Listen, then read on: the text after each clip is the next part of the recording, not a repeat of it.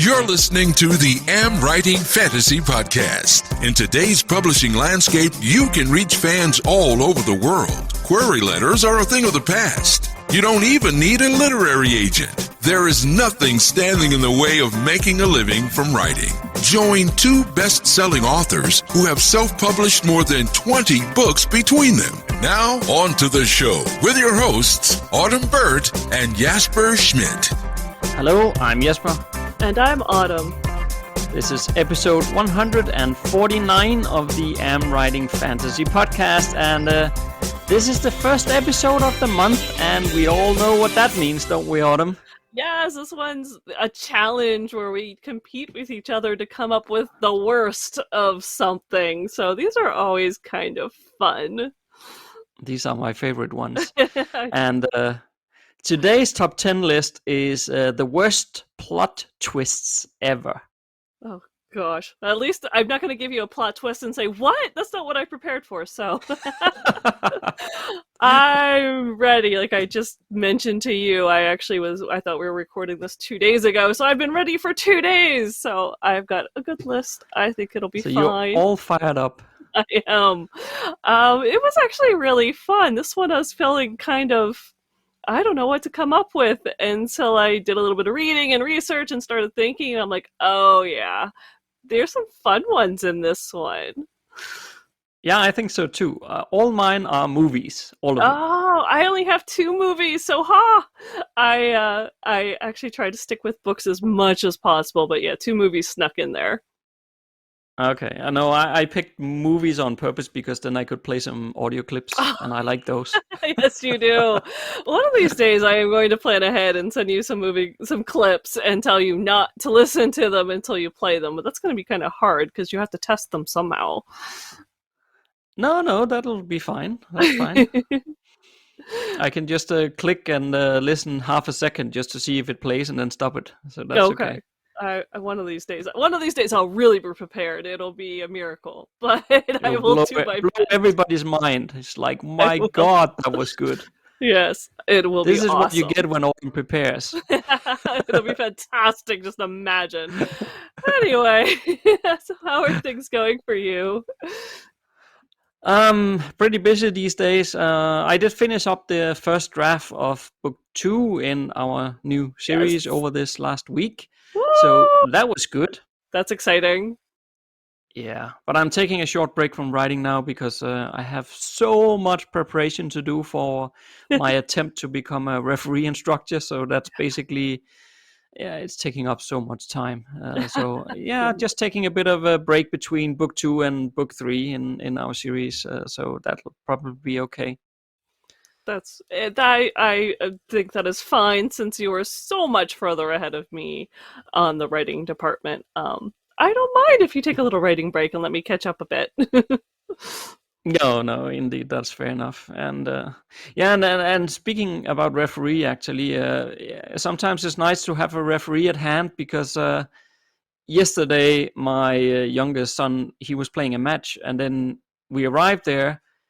And then the coach came over and he said, like, well, the referee who was supposed to be here has not shown up. So can you just referee this match for me? I was like, oh my God. I mean, I don't have any of the clothes on. I don't have whistle. I didn't have anything because I was not going. I was just going to be a spectator. Right. But then, of course, I mean, they don't have a referee, and I was just standing there. So I said, okay, fine. But I don't have any of my things with me, so I'll have to shout instead of blowing the whistle and so on, because that's what you're going to get then. And we did then. But why I'm mentioning it, because I was really surprised, because these are 13-year-old kids playing, right?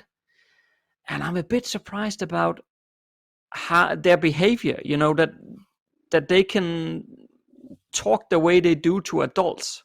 Really? Yeah, because I don't get, I mean, the away team there, the players, they're 13-year-old kids, right? But they were complaining a lot, like all the time. Like, well, they felt like the free kick was the wrong way, or to the wrong team, or it shouldn't have been a free kick, or the throw-in was in the other direction in their point of view, and it just all kinds of things. They complained all the time. And then at one point, like during the second half, I started getting a bit annoyed by it, right? So one of the kids then complained again, and I just said to him, like, be quiet and concentrate on playing soccer instead. And then another teammate of his, who was also walking by, he then said, well, we can't concentrate with you around. Oh. And it took me a bit back, like, what? These are 13-year-old kids talking like that to adults. What's going on? That's crazy. That's quite a back talk, man. Yeah, but I didn't do that when I was 13 years old. No. To an adult. Well, I mean, what's going on? I don't know. I didn't raise kids, so I can not even imagine. No, but do you remember when you were 13-year-olds? You wouldn't speak like that to an adult you didn't even know, would you? No, I usually didn't speak. I had my nose in a book, and I was just like, I prefer silence. I am mute. So no, I would never have spoken to an adult with a bit of a snap. Not till I was at least 16 or 18 and being snarky. Yeah, indeed. Yeah, I don't know. I think there's something going, because, and we talked about with some of the parents as well, not specifically to refereeing as such, but just in general, how the younger generations nowadays, they're very like egocentric. You know, they just focus on themselves and their life, and they are the ones who are important. And I don't know. I don't like that kind of attitude, I must say. No, I respect any parent over trying to raise a kid these days. It's a challenge with internet and so many issues, and I just Instagram for kids that they wanted to launch. I mean, that's just hideous. Absolutely hideous. Yeah, indeed. So yeah, but how about you? You've been busy as well, I know. Yes. I've been working on a portfolio website, but it was also my husband's birthday, so we went for a hike. Yeah, that's right. It's high. It's like peak fall colors. The trees are like yellow, and they're just dropping these gentle golden leaves in the sunlight, if it's sunny.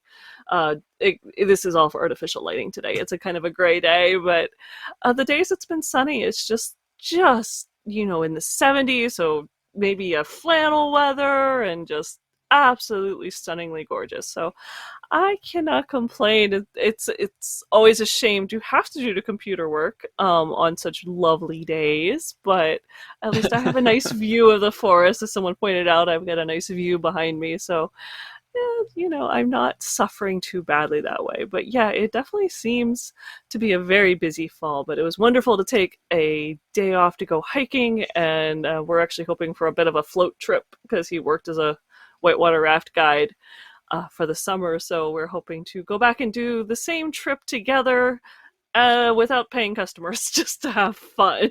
And that'll be really kind of nice to get outside. That sounds nice. Yeah, I think so. Yeah. Very cool. And you're also busy editing, I know. Yes, yeah, that's what I was going to say. Thank you for jogging my memory. I'm so close. I wanted October 1, I wanted to be done, but between that fantasy con I went to, and birthday celebrations, and a few other little life hiccups, I'm so close. But then I also remembered one of our characters is a dwarf, and we created this whole speech pattern for how they speak, and I was like, oh, bugger. Why did you forget about it? Do that? I had tried to do it a little bit, but now I've got to go back and double check. So it's like I've 2-3 chapters from the end, and also have to go back and do a quick sweep of everywhere the dwarf speaks, and I'm like, ah! So it'll probably be at least another week. Yeah, probably another week. But I'm living with it, because it's so nice to be seeing Scrivener, and you're this long. We're hitting definitely over 40 chapters, by the way.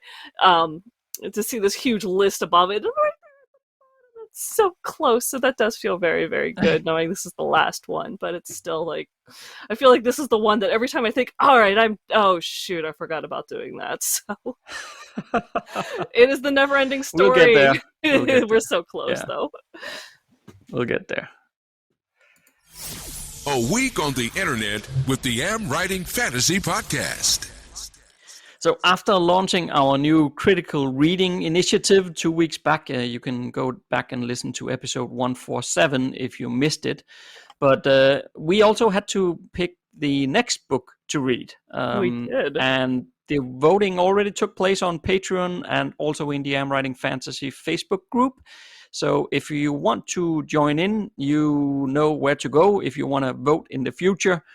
And we don't know if we're going to keep this up, right? I mean, was a new initiative we are doing, and we will see how much people enjoy it or how much they jump on board and participate. And of course, if they don't, then we'll probably stop it again.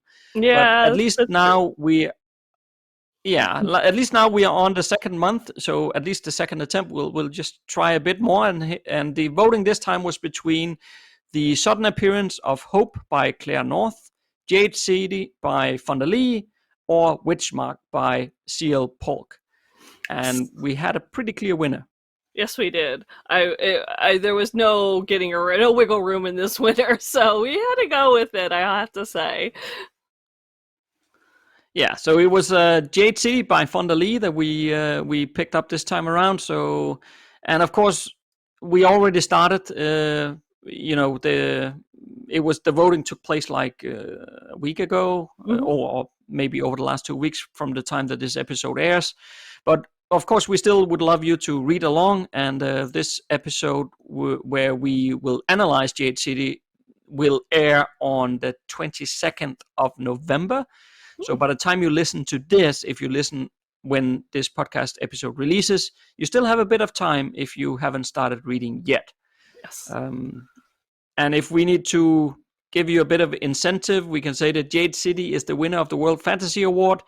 It was shortlisted for the Nebula Awards, the Lotus Awards, the Aurora Awards, the Sunburst Awards, and became Best Book of the Month on Amazon. So you might want to check it out. You might. And if you need more incentive, I've already started reading. I've picked it up instead of reading the news, which is horrible anyway. So I've been reading Jade City for my breakfast and lunch breaks. And I'm already 30% in it, and I think I only started a couple of days ago. I like it. I really kind of got sucked in. I see a few things. I'm like, well, I don't like how, Fonda did this.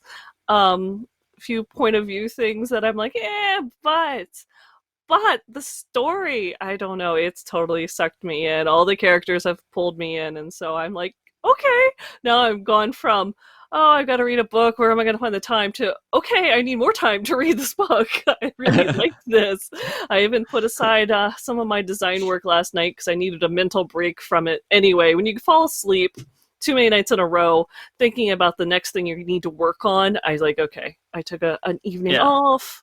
I read instead, and I thoroughly enjoyed it. So I have a feeling I'm going to finish this one probably before the end of the weekend. Wow, okay. Yeah, I of course I do audiobooks because I don't have time to read, and I read too slow to read an entire book unless I could read it in a month, but then I really have to dedicate time to it, and I don't have that time. So I do the audiobook. I also did that last month, but I started listening to it as well. I think I have listened to 7 chapters by now, I think. I quite like it too so far, I must say. Compared to last month's book as well, this one is much easier to follow. Yes. There's like the storylines, it's pretty clear. The one we had last month, it was like listening to the audiobook. Sometimes I had to like rewind or whatever you would call it on the, go back 30 seconds here and there to just listen to it again, because it was a bit complicated. It felt like that, at least in the audiobook. And sometimes if I wasn't concentrating, I would sort of lose the plot a bit. Yes. But this one is much, much easier to follow along. Yeah. I think this one has a ton of characters. I quite like it so far. Yeah, I really like it. I think it has a ton of characters, at least named characters, but once you kind of absorb them and see which ones are the really important ones, you're like, okay, I'm good. This plot's straightforward, even though the points of view change, and yeah, it's just a really fun story. So I do like this one. I cannot wait to see what other readers think of it as well. Yeah, exactly, and I'm looking forward to discuss sort of all the stuff that was done really well and what we didn't like. And so I did notice though in the first 7 chapters that there are she's doing the right thing in terms of sharing world building in the sense that it's characters talking about it. But when I was listening to one of the chapters today, it did sort of rub me the wrong way that like it, the kind of conversation they were having, which it was like a conversation nobody would ever have, right? They're basically telling each other things that both of them already know. No. But it was clearly dialogue just to get the world building across to the reader. Yes. And that was not too elegant, that part. Yeah. But otherwise, I would say so far I really like it. Excellent. And on to today's topic. So here we go, Autumn. Another competitive list And on where to today's topic. Oh no, I hit that one again. Yes, you did. I did that last week as well. You did. I'm not editing this one out. No. Now I have to live with it. There is this for the listener. There is this like a loop thing you can accidentally hit when you do a sound clip. And last week I hit it, and I made Autumn edit it out. But I guess this time I have to live with the fact that it played twice.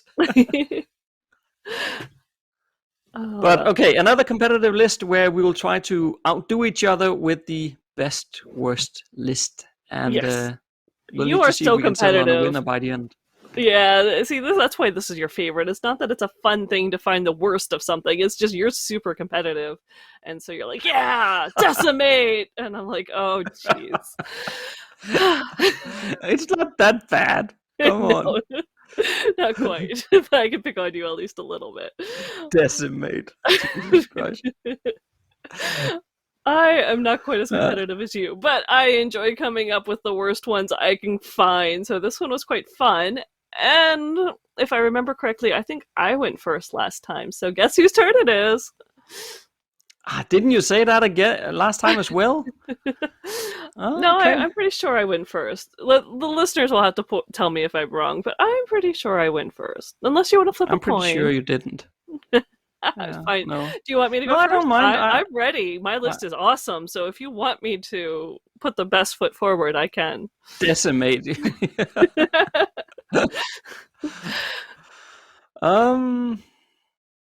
I don't mind either way, but I will say though that it was actually quite interesting to build this list of plot twists because I don't know, I really feel like that, these plot twists, when I was sort of building the list and looking through this stuff, it's like if you get the plot twist right, you can really elevate the story into almost a masterpiece, I was about to say, but it can also like utterly destroy everything that came before it if it's not handled well. And Exactly. I think that was quite interesting. And I thought it was interesting. I don't know if we'll need to define it if we want to define it now, but I noticed how many bad plot twists involved the Deus Ex Machina, which is the term for the god in the machine, or when something completely never before seen in the entire novel shows up to save the day, and instead of being the hero. And it's like almost all the ones I was finding where that was what was happening, and the readers were like, or the watchers, viewers were like, no, you just ruined. The character went through all of this effort, everything, suffered, nearly died, lost their loved ones, and then something comes out of left field and saves the day. And then what? voila! Yeah. And they hate it. So I think that's going to be my take-home. So yeah, that we'll have to see if there's another take-home, but that was definitely the take-home I got of this. Was like, do not do this in your plot. Yeah, I think it's Deus Ex Machina, isn't it? Yeah, that's I think it. That's yes, what it's called. I did not take Latin. I took French, so that's not how it'd be pronounced in French. Okay, fair enough. I did not take French, and I did not take Latin. So what do I know? Yeah, you're just making it up very well. There you go. Confidence. I'm making it up as I go. There you go. All right, so who's starting? You decide. All right, well then I'm gonna go ahead and start. Fine, I'm just going for it. We gotta decide. So, Are you ready? My number 5, which I as you know, I ordered this right before we started recording because I had not done that part. So this is the only one. It is a movie. It's not my only movie, but it's one of 2. But it's the only one I have not read or watched. So this is Out of the Dark by David Weber. And I chose this one to include because I thought it just sounded so crazy. So this is a science fiction novel in which humans are fighting an alien invader on a human colony world. The invaders are too powerful and all seems lost when, out of the blue, one of the humans turned out to be, wait for it, Dracula! And he single-handedly destroys the alien invading force by using his vampire powers. Wait a second. So Dracula was part of the story all along and nobody knows, and then all of a sudden he's there, or? Yes. Or he just came on screen all of a sudden when you needed him? It turns out he was a character all along, and a lot of people have pointed out that it was very obvious because his name was Aluka. I can't pronounce it. It's Dracula spelled backward. Was his name. And so people are like, "Oh, it's so obvious." You know, there's these Roman-esque soldiers, and there's this, you know, guy who is Dracula spelled backward. Obviously, he was there all along, but everyone else said there was absolutely no hint that this character was a vampire, and it was just so surprising that most readers absolutely found it crazy, just totally out of left field, and never saw it coming, and it ruined the entire story up to that point. They just felt like an entirely different ending than the novel should have had. Right, and the other thing I don't understand is that he would have known all the time that he has his powers and he can just defeat them if he wants to. So has he just been walking around and letting them take over? Like, well, I don't care. I'll deal with it later. I don't want to reveal who I really am. I don't either. I haven't read this one, so I can't speak to that. But I was sort of wondering the same thing, saying, well, if he was there the whole time, why was there ever a problem? It'd be like Superman saying, "Oh, I can't use my powers. I can't use my." Oh, fine. I can't be bothered. Yeah. No, you humans, you can die. I can't be bothered today. I'm too tired. Exactly. Okay. So I probably will not read this one to find out what really happened. But there you go. That was my number 5. It just sounded so crazy. I always joke. It's one of the examples. I'm like, genre smashing. You can write anything you want as an indie author. You can have vampires in space.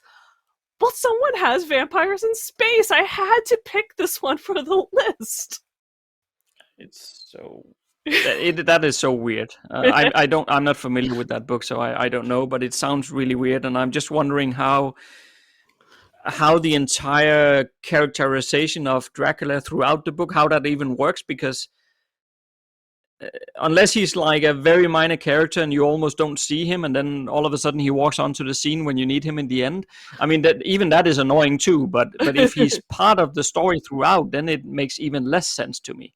I agree. Just from the little bit I read, I think he was one of the main characters. He was very important, so I don't know. I really don't get it. I don't. Okay. But there you go. Bad plot twists.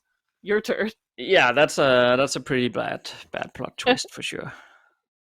Dracula. Oh, okay. Well, all my 5 examples on my list are movies, as I said, and I have audio clips for all of them. Oh, of course. Just because I think it's fun, not because I think you can guess all of them, but I'm gonna make you try anyway. Of course. Just because I like tormenting you like that. Yes, I think you too. All right, let's go for it. Get the torture going. Okay, so my number 5 is an example of what I said earlier about the ending destroying everything that came before it. Yes. Because I actually quite like the premise of this movie. And I also remember watching it that it had me hooked as well. Okay. That was until the end, of course. Okay. And I have a short audio clip here, so it might reveal which movie it is. This is one of the ones that you might be able to guess if you at least are familiar with the movie. Otherwise, you can probably not guess it, but maybe the listeners can. Okay. But let me play the audio clip, and then you can see if you can guess it. Okay, you ready? Yep, let's go. The number 23, a heart-wrenching odyssey into paranoia, one of the most horrifying metamorphoses ever told. I'm buying this for you. Chapter 1, All I could think about was the number. I met you when I was... 23. And the day we met was? September 14th. 9/14. 14 plus 9 is? 23. Is it all just a coincidence? I don't know. I've never watched this movie. I'm guessing it was called 23, but I have no idea. It's called the number 23. That's correct. At least I guessed right. So what is this about? So this is a thriller with Jim Carrey, where his character gets a book called, the book is called The Number 23. Okay. He gets it as a present from his wife. You could hear that in the audio clip. She says that I'm going to get this for you. So that's a book she buys for him. And he starts completely obsessing about this number 23. Like he sees it everywhere, and he can constantly see things that makes connections to becoming 23, adding things together. It becomes 23. It's just all the time, everything.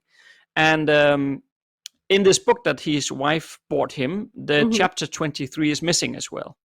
Oh.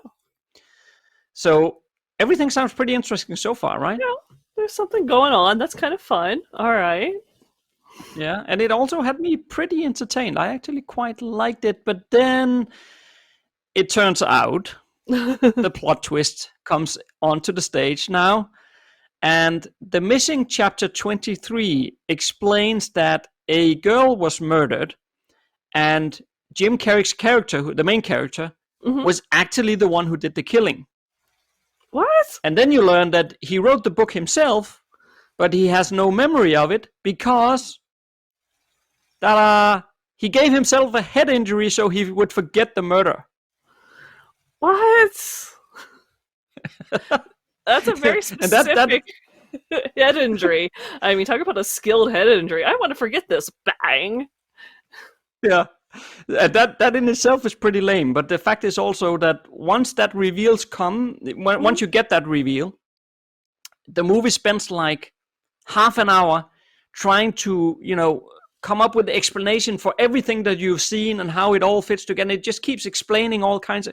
It's like they're trying to justify how everything makes perfect sense. And it's just like the last half an hour is just a nightmare. And up until that point, it's actually pretty interesting. Then it gets destroyed completely. Yeah, it sounds that way. I mean, they could have make it significant, make it someone else who did, I don't know, make it a mystery, not explain it and then have to explain everything and just, as I say, beat a dead horse. I mean, it just sounds like, okay, moving on. I don't really need to know that. No, it was... Yeah, and it was a real shame because I liked the movie. And then when it gets destroyed in the end, it's a bit like, oh, damn it. Why couldn't they actually plot this? Yeah. Sounds... Yeah, you're right. Because up until that point, it's like everything's adding up. It's like, the number 42 is the meaning of life. There's something important going on here with 23. And yeah, it's actually he's a homicidal maniac that gave himself a head injury. Yeah. And also, why? I mean, it makes no sense. No.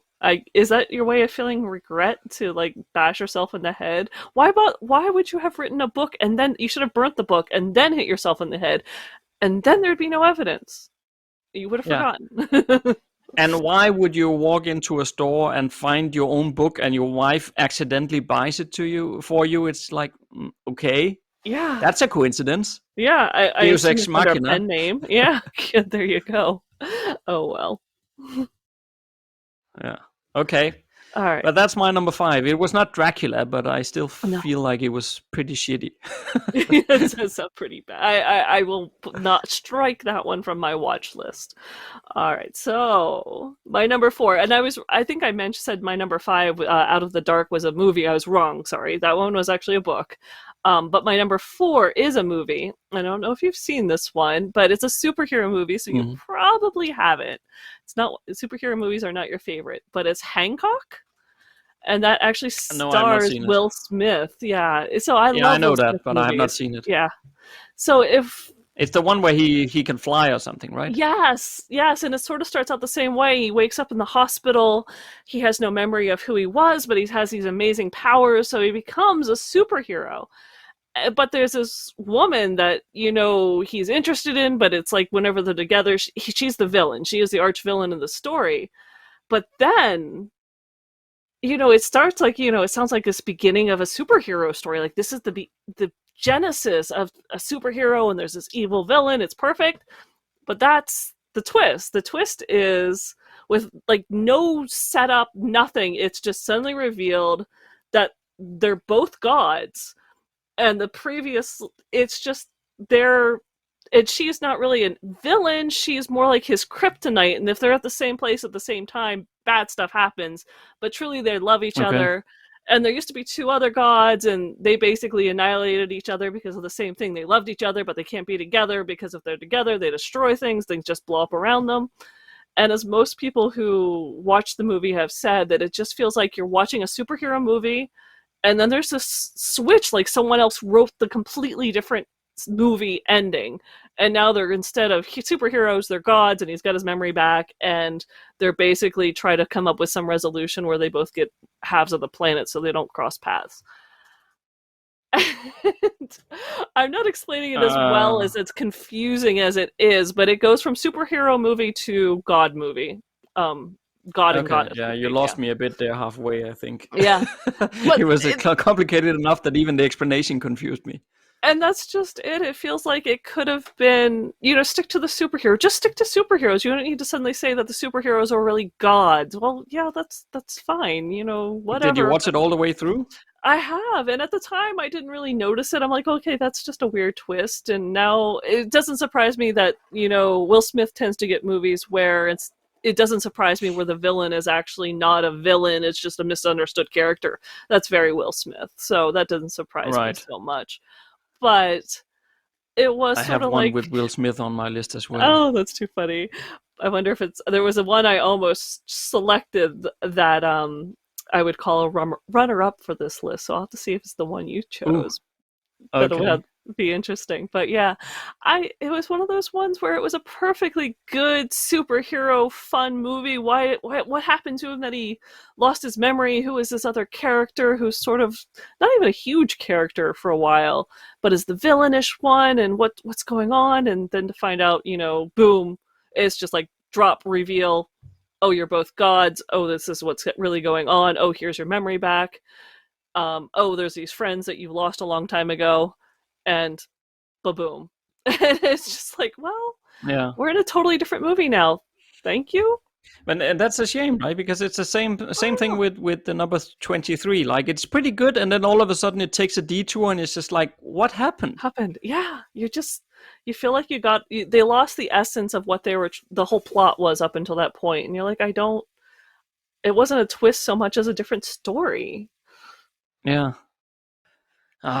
Okay, that's it's a completely different story than my number 5, but I feel like the conclusion of it is exactly the same. Yes. It's about a good story that just goes bad. Yes, that's exactly what it is. Yeah. All right, so what's your number 4? Okay, I have a number 4 now, and I'm actually not so sure you can guess which movie this is from the audio clip. The fans out there of this stuff, they will probably know instantly, but I think I would not be able to guess it, I think. So I'll help you at least by saying that it's a Christopher Nolan movie. Okay. So are you ready for the audio clip? Yeah, let me go get my phone so I can Google it now. Go ahead. Okay, here it comes. I broke you. I hope you'll come back. You think you're the only one who could learn the strength to escape? Where's the trigger? But I never escaped. But the child of Ra's al Ghul made the climb. But he's not the child of Ra's al Ghul. So don't worry about what they're saying, but the voices might give it away what it is. The way that he speaks. I would say based on the way he speaks, Batman, but I also say that is almost the exact level of decibels that I am deaf in for my right ear. So I was like, right. I don't hear you, but I'm guessing Batman by the deep, gravelly voice that is spoken slowly and angrily. It is definitely Batman. Okay. Yes. Woohoo, that's 2 out of 2. That's pretty good. You're on a roll now. I think first of all, I have to say that in general, I really like Christopher Nolan's movies. Uh-huh. And it's not that this one is bad either, to be honest. This is the Dark Knight Rises, Okay. and it's actually okay. You know, I don't generally like superhero movies like you said, but this one is not too bad actually. Okay. But why I have it on my list anyway is because of the actual scene where this audio clip is from. So in the Dark Knight Rises, Jesus, that was difficult to say. Batman is fighting Bane. You know, that's the guy with that mask on. He looks pretty cool. Yeah. And they are fighting each other for like 2 hours when we get to this scene. Wow, that's a long movie. And and all the way through up until this point, Bane he's like a really formidable villain. No, he's like really good at what he does of being a villain, and he really challenges Batman. And then they put in this twist in this scene. So just by the end of the audio clip, you could hear a woman talking. Yeah. And that was Miranda Tate. She's like Batman's love interest. And then in this scene, it is revealed all of a sudden, you know, like Batman has finally defeated Bane. He has him like on the ground. I got you. Finally, like after 2 hours, right, of movie. He finally got the upper hand. And then behind him is this his love interest, Miranda Tate. And then she stabs him with a knife. She stabs Batman. What? And you're like, what? And then it turns out, well, she's actually the true villain. And she was the one all along who wanted to destroy Gotham City with a nuclear bomb. It was not Bane at all. And Bane is basically sort of reduced to this like, simple puppy who is just like carrying out the orders of his master because he's so much in love with her as well. I mean, it's such a shame because I really feel like just the mask that Bane wears, right? The way he speaks, you couldn't hear, but the listener could hear his voice. But he's really cool. Yeah. Bane is really cool. And he's a really, really good villain. And then because of this scene, you reduce him to this like petty criminal who's just following somebody else, mastermind who wants him to do this and that. And then this lady, she kills Bane like really, really easily in this scene, and then it's just it. And then Bane is done. And it's like, why do I watch 2 hours of Batman fighting this guy like the best villain that he's ever fought, and then he's just like this henchman, basically. Great. Yeah, it'd be one thing if, I mean, at least he should have some charisma of his own, you know, be a good, he could still be in a massive villain and she could be in on it, but she doesn't have to be the one pulling his strings. That does seem to reduce who this character from totally awesome to, well, that was pointless. It's doing such a disservice to the character and all the characterization you've been building so far, because I really think that Bane is very iconic. He's a really cool villain until this point. If this stuff hadn't happened, he would have been amazing. That's so sad. It's just like, it feels like just because we need a plot twist, we need something exciting. Okay, let's make this woman that Batman thought he was a she was a love interest of his. Let's make her the villain, and ta-da! All of a sudden, there's a new villain in the end of the movie. It's just like, oh my god, I don't know. I really hate it. I don't, especially a 2 hour. It'd be one thing if it was like, 45 minutes, the end of a TV episode. You're like, oh, sucked. But 2 hours in a theater to get to like that kind of a twist, I would have been throwing popcorn at the screen and walking out. So, and thinking I just wasted 2 hours of my life. I could have been like kayaking or something. Exactly. Oh man. Okay. Well, I agree. That one's. I'm glad I never watched Dark Knight Rises. I never got around to it, and I don't think I will anymore. No. Next time I break my leg and I'm tied up in hospital for like months at an end or something, I'll consider it. Yeah, but until then, no, I'm good. No. All right. Good. Your number 3 then. My number 3. So this one is my last movie, and it was one when I watched it, I was like, oh, this is just horrible. So the producer shouldn't surprise you because he after his first couple of movies, he made some flops. So the director is M. Night Shyamalan. I have him on my list as well. Yeah, well, you have to see which one. He's got a couple of bad ones. I selected Signs. Is that the one you picked? Or do you got a different one? It might be, yes. So this is the Alien one where it was sort of a good premise. You know, there were some good scenes, cornfields. I grew up in the countryside. My neighbors were Amish. I grew up in cornfields, so I do not find them frightening at all at dark. But for some reason, most of the human population thinks massive cornfields are terrifying at night.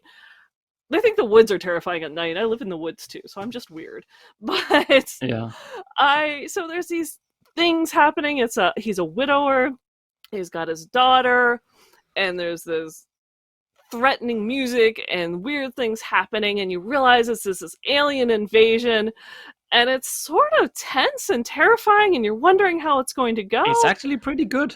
Up until that point, until you find out until you find out what defeats the aliens is water. What 90% of this planet is made out of? Why? If you're an alien species that can design faster than light ships, which you attack an alien world, that 90% of it is toxic to you. What? And then don't even bother throwing in the premonition of the little girl leaving water glasses all over the house because she just subconsciously knows that her dad will need them to fight the aliens. And then they tie in his wife's dying words that are somehow a premonition also for what was going to happen. And I just couldn't buy it. I mean, really, if you're an intelligent alien race, you're not gonna go. You would at least come in a suit that could protect you from the thing that's going to kill you. You can design spaceships. Oh, it's just horrible. Water? You're allergic to water. Yeah, great. So I fully agree. It was on number 2 on my list because I just hate it so much. It's pretty bad. So I took away your number 2. Yes. Yeah, I mean, exactly because of what you say. You know, if you know the water is going to kill you and you're like a highly intelligent alien race, number 1, either like you say, you would wear some protection, or number 2, why don't you just pick another planet, something that wouldn't kill you? Yeah, there's got to be one with less it makes water. no sense. No, go to Mars. Yeah, why do you even want to invade a planet that kills you? It makes no sense. No, I mean, yeah, we're only trying to go to Mars, which would kill us. I mean, we're not allergic to anything there, but it has no atmosphere. But we're trying to go there because it's like the only other place we have to go. We don't have spaceships that'll take us across the, solar system. But yeah, I'm pretty sure there's other places we'd go. It's like we wouldn't choose. Oh, look, there's this planet. 90% of it is composed of acidic acid that's going to totally boil our skin. Let's go there. Yeah, that's a great vacation. Yeah, then, sure. Yeah, then we would be like, oh, look, there are some people living there. Let's invade then. We need to conquer this planet that will kill us. That's an excellent idea. Oh my God. Yeah. I really hate it. Yeah, that one, I think that was the first one I watched where I was like, I don't like M. Night Shyamalan anymore. I like The Village. I like Sixth Sense. There was the one with the Sixth Sense is awesome. Yeah, the one with the brittle bones disease that he ended up making into a trilogy. That one wasn't bad. Now I can't even think of the name of it. But something with glass, something. Yeah. Mr. Glass or something. Yeah, that one that was not bad. But by the time I got to Signs, I'm like, oh, this is horrible. I actually had an audio clip for it. Do you want to hear it? Oh, yeah. Okay, here you go. You did my homework. Same shows on every station. Every station? It is the 18th reported crop site in that country in the last 72 hours. I'm a little scared. All this stuff on TV. Joe Gills was in here talking about the end of the world. Yeah. So that was also on my list. All right. I absolutely agree. I hate that twist that they put in there. That's ridiculous. And also because they just very easily defeats the aliens then in the end. Like, oh, okay, they can't take water. Then boom, boom, boom. Then they're defeated. It's like... Turn on the irrigation system. Why do we spend all this time building up to it then if you can just kill them off that easily? It makes no sense. Rain. Waste of time to watch that Rain movie. will kill them. As I think one of the commenters, it was one of my famous commenters, like, this guy, the lead character is a former priest, there's all this kind of premonitions and godliness. Well, you know what? God could have just made it rain and no problem. So, Yeah. it was just, it was a bad plot. Such a bad plot. Okay. Agree. Okay. You're number 3. You can get my number 3 here, and I think you might be able to guess what this one is, because the dialogue in this audio clip is sort of pretty iconic. Okay. But I can give you another hint that this is the one that I mentioned. I had one on my list with Will Smith, and this is the one. See if this So is you ready? I'm not infected. I'm not infected. Please. Nothing happened the way it was supposed to happen. 6 billion people on Earth when the infection hit. I'm a survivor living in New York City. I will be at the South Street Seaport every day at midday when the sun is highest in the sky. You know what that is, right? Oh yeah, that is I Am Legend, and that was my runner-up for the list, so that is awesome. Oh, cool. It's funny that we have the same things that annoyed us. That's pretty cool. Yes, I like this. I love this movie up until... Yeah.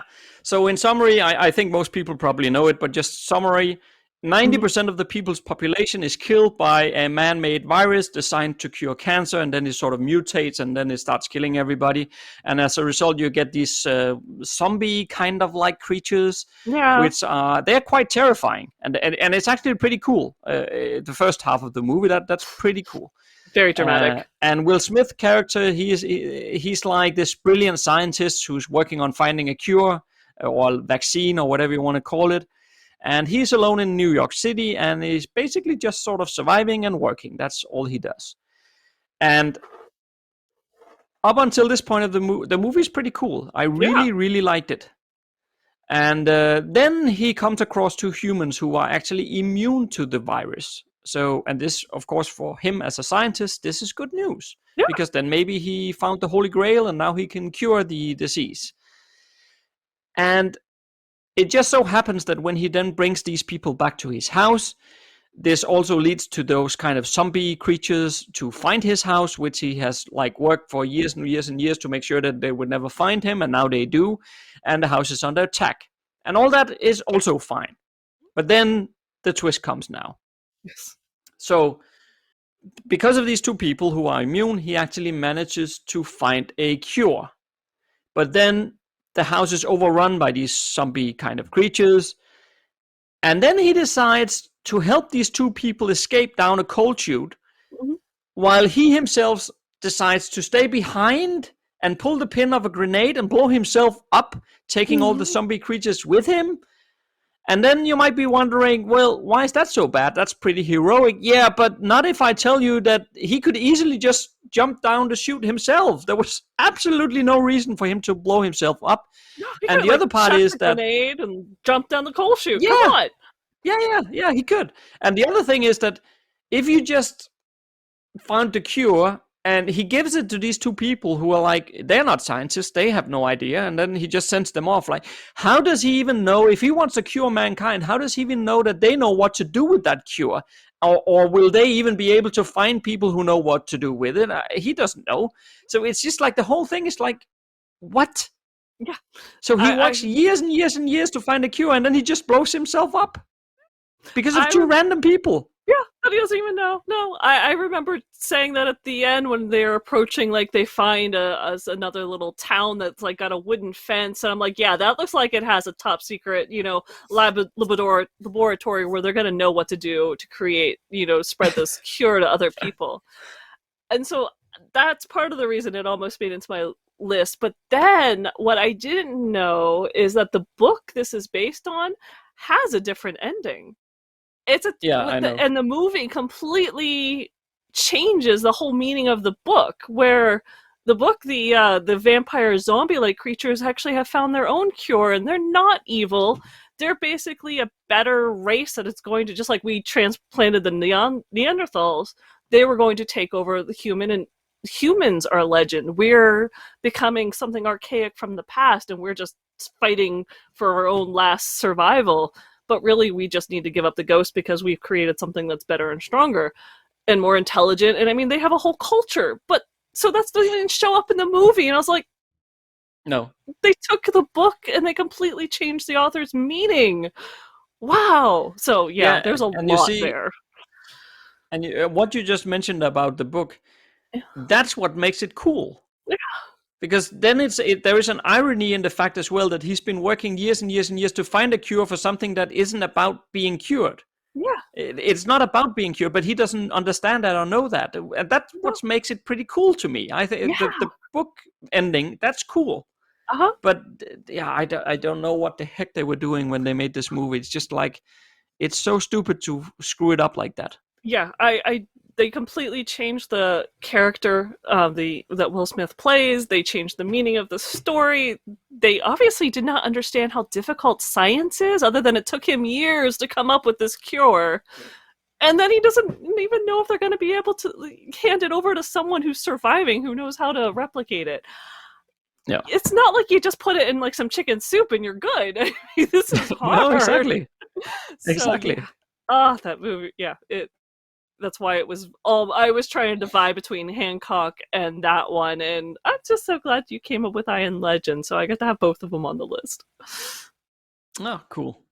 Okay, well, you already took my number 2, so I guess you need to do 2 in a row now, right. and then I only have my number 1 left afterwards. All right. Well, maybe I can grab one of your other ones. So my number 2 all of the rest of mine are books, so I know they're not going to be the same as yours.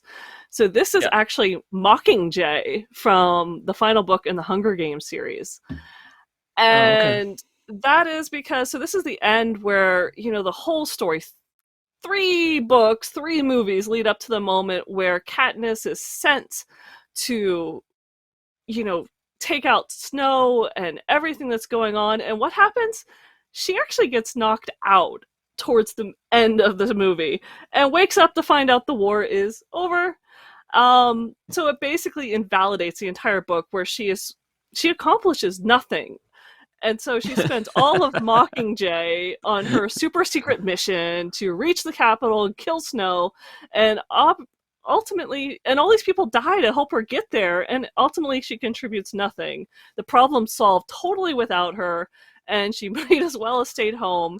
And what's pissed me off almost more than that, because I had already given up on her as a character. She never really resonated with me. She was too wishy-washy. Right. But her little sister Prim, who just wanted to do something important, she trains as a nurse, basically, to go and help the soldiers who are fighting the battle. And she ends up getting killed in what ends up being a faked attack by the Capitol. It was actually the other side making it look like it was the Capitol. She dies as basically friendly fire, sort of. They kill out a whole bunch of people. It was so unnecessary and pointless. I was just frothing at the mouth. I was so furious. So that's why I made it to number 2. It was just her Katniss herself. I've always said she has a flat character arc the entire trilogy. She never changes. She never does anything. She never grows into her role or takes control of her own life, all the way down to getting knocked unconscious and everything happening without her. And she's just the most pointless character. And you really hope that, book 3, the 3rd movie, that something exciting would have happened. And it doesn't. I still don't like her. I'm glad I didn't read those books. Yeah, it was just not worth it. Not worth it. So I will stop beating it there. But yeah, it just was a pointless. It has such potential. It was so interesting. And I really was hoping that by the end of the book, she would be like, I'm badass. I'm gonna go and stomp somebody. And it really just never resonated. It never grew into that. She never becomes really a heroine. She sort of stays as a propped up figure. And it's just whatever. Yeah, because in the movies, I don't think that that's the case. I mean, in the movies, she takes initiatives and she drives the plot forward and so on. I don't, at least I don't recall it being such an issue in the movies. I feel every once in a while she would pop up with something good, but it was never an upward arc. She was always never fulfilling her Yeah. true potential. She never reached it. And it just... Disappointing. It was very disappointing. All right, and so we're going to skip right ahead, since we did your number 2, to my number 1 of worst plot twist. Of the worst. And I think this one, it'll be interesting to see, because this was a movie, but I always look at it from the book side. But it's actually Harry Potter and the Chamber of Secrets. Okay. And I have to say now, I have not read any Harry Potter books, and I have not watched any Harry Potter movies, so I don't really know. Okay, so this is not yours. So this is the one where Harry is at the end of book 1, so he enters the legendary Chamber of Secrets, and Harry finds him face to face with Tom Riddle, the younger version of the evil wizard Voldemort. And Riddle sends in a basilisk, I can't pronounce that, which is an enormous fanged snake, and it's chasing after Harry, Snake? and things seem... Yeah, snake, a giant snake. A basilisk is not a snake. Well, that's what it is in the movie. We're not going to question what J.K. Rowling uses for her creatures. So, okay, sorry. So things are looking really bad for Harry. He's very young. You have to remember, this is the first year he's at Hogwarts. And then suddenly, a magical phoenix flies into the chamber, dropping the sorting hat in front of Harry, which happens to hold the sword of Gryffindor. So he uses that to kill the basilisk. And the phoenix's tears even heal Harry's wounds. And Professor Dumbledore later reveals that Harry's loyalty caused the phoenix to fly to him. But really, I mean, up until this point, there's no mention of a phoenix. It's just... And brings the sorting hat. It brings the sword that Harry couldn't think to bring himself. It's just comes out of nowhere. If that hadn't happened, Harry would have died in book 1. There goes the rest of the series. Deus Ex Machina again. To me, it's one of the worst examples. It's like the whole book wasn't plotted, and J.K. Rowling's realized she'd written herself into a really bad spot, and instead of fixing what came earlier, she just threw in a phoenix who brought the sorting hat that was holding the sword. Why would the sorting hat be holding the sword? Considering how popular Harry Potter is, why isn't more people not complaining about this? Or maybe they are, I just noticed it. Maybe. And I mean, just even the fact, does Harry Potter know how to use a sword? He doesn't even know how to use a wand. Well, that's a good point, yeah. It's so ridiculous that, it would have been better if the phoenix had caused the basilisk to blow up in flames. At least I could have said, well, that made no sense, but at least a phoenix knows how to, ignite something. So... sword fighting is not something you just do, right? I mean, especially you have to train pretty well to do that. Especially fighting a monster.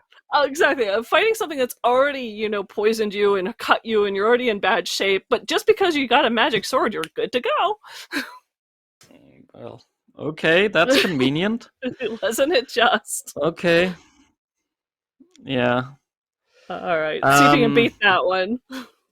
Yeah, I feel like I can, because this one is not Deus Ex Machina. This is just like screwing with your audience completely. Oh, jeez. And it's really bad in my view. Okay. But I have to admit that I really struggled with finding my number one entry, because I had to find something that was worse than everything else.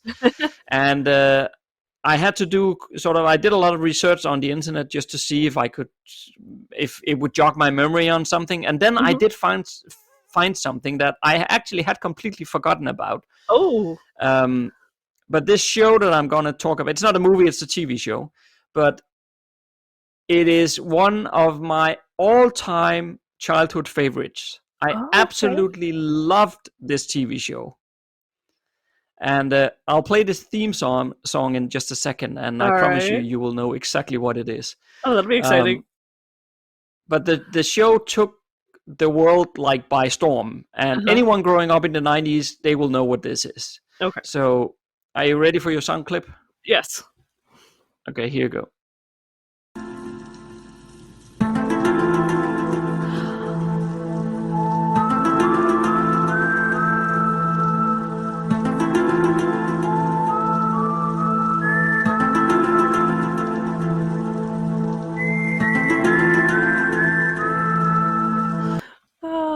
So the X-Files. Right?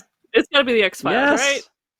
For a Has to second, be I the almost said the X-Files, Twilight yes. Zone. I'm like, no, that's a different theme song. So yes, the X-Files. No, that's a Hey, different one. I guessed all of your clips. I think I You win guessed by all of them. default. I feel like I win. Oh. Anyway, Hey, okay. that's a bit of cheating because you didn't even have sound clips that I could guess. So I just lose automatically because you guessed right and I didn't even have a chance to compete. Well, there you go. I like this rule. I like this game. I think that's a crappy rule. Let's go. This is like playing Dune. Every player has their own strategy to win. I know what my strategy is. You have to figure out yours. Oh my god. Okay, well, first of all, I want to say again that I love this show. However, and this is why it made it to number 1 on my list. Because do you know, like, that feeling of your favorite show just being ruined completely? Yes. Oh, yes. Or maybe not completely, but they throw in some spanner into the wheel that just like, what the heck is going on here? And it felt like it was just because the show creators, they had to do something to try to, I guess, spice things up a bit or something. But I had forgotten about this, probably suppressed it, to be honest. But when I found it during my internet research, it came back to me. So let me just explain. So in season 11, in the very first episode, we learned that, you remember that there is this mysterious cigarette smoking man who is part of the series. He's really weird and you don't really know what's going on with him. Yeah. But then in season 11, we all of a sudden learn, in the very first episode, we learned that he actually impregnated Scully using some sort of alien science with the aim to create like the first superhuman child. And we get a flashback to season 7 where Scully accused the cigarette smoking man of drugging her. And it then becomes apparent that Scully's son is in fact not Mulder's after all then. So, you know, doing something like this, like 4 seasons later, it is just such a betrayal to the audience. You know, for 4 seasons, you have believed that these two characters have a son together. They finally got together after all that time, you know, where there was all this tension between them, like romantic tension and so on and so on. And they get a child. And then 4 seasons later, you just drop a bomb to say, well, actually, it's not his child anyway. I mean, I like plot twists, don't get me wrong, and I can probably even stomach more plot twists than most people because it does take quite a lot before it starts annoying me. But this one, it was just like, I really felt like it completely destroyed everything I thought about these characters. And it came also completely out of the blue, like the creator just said, what can we do to spice things up? Oh, let's throw this stuff in here. Just to create some drama for the sake of drama. Yeah, I don't know if they changed writers or what was going on, but I agree. I mean, they betrayed everything, the core essence of what you thought was sort of between these two characters, and then it was just like, nope, they're not a happy family. Sorry. You don't do that. It's not okay. It's such a betrayal. And it's funny because really you mentioning that reminded me of probably one that would have made my list and might have even been number 1, and that is the ending to Firefly, the movie. That pissed me off so much because they, again, not a twist so much as what they did to the characters. They killed off the pilot. They make it through this amazing crash landing, and this happens and that happens, and he gets speared like by a piece of debris or something right after everything is safe. And I'm like, no. It was done just to yank at the viewer's heartstrings, especially because he was married. And it was just, there was a lot about the movie. I wish I'd never watched the movie. Anyone who's a Firefly fan, if you have not watched the movie, don't watch the movie. It ruins everything. I wish it didn't exist. Yeah, I love the series though. The series is awesome. The movie sucks. It's so good. I can't remember all the characters well to enunciate all the ways that it sucks, but it sucks in very, very, it's cruel to several of the characters in ways that it just didn't need to be.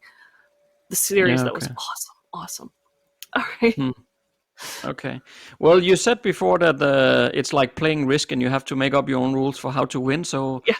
I actually just brought another one here because That's my way of winning. So if I can't beat you with 5 bad things on the list, I'll put 6 on the list. Oh, fine. I guess we're both winners this week. So just an honorable mention here, because some people will have this movie on their list of the worst of the worst. And let me just play you the short audio clip, and then I will explain. Okay.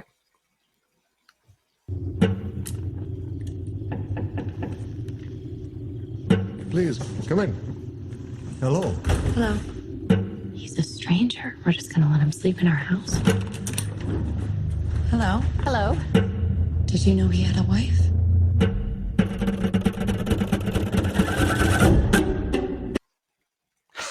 I don't know So- this one.